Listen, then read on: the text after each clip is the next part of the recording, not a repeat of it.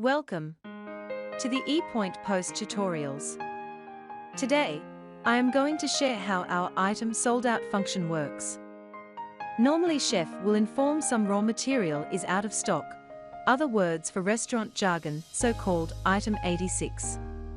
Your floor staff able to notice from our system which items is temporarily unavailable.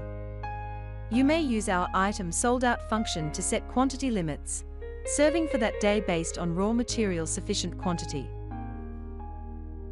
How to get here? You may refer back my previous tutorial. Let's get started. Hit the Manager function button. Hit the Function button. You may hit the Sorted button by sold out item, a group, department, an item code, a description. Key in item description, which you want to mark to sold out item. Hit the Search button. Scroll down to look for the item. Hit the item at empty box on sold out column. Once complete, hit the Save and Exit button. It is done. Let's go and check it out, the item being marked as sold out item. Now back to item page. Hit the Menu button. Select the item. System prompt your floor staff not able to place orders. Hit the Function button. Key in item description, which you want to mark to sold out item. Hit the Search button. Key in the quantity. At the balance column. Saved it.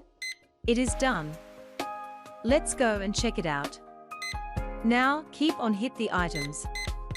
System will prompt alert when the item quantity level getting low. Once the item quantity level reach 0, system prompt insufficient balance. The status will switch to sold out signed for the new order. How to unmark the item? Hit the Function button. Hit the cross-signed icon. You may top up the quantity once is available again. Saved it. It is done. That's all for now. Be sure to check out with others tutorials. Remember to like, share and following us in Facebook. Thanks for watching.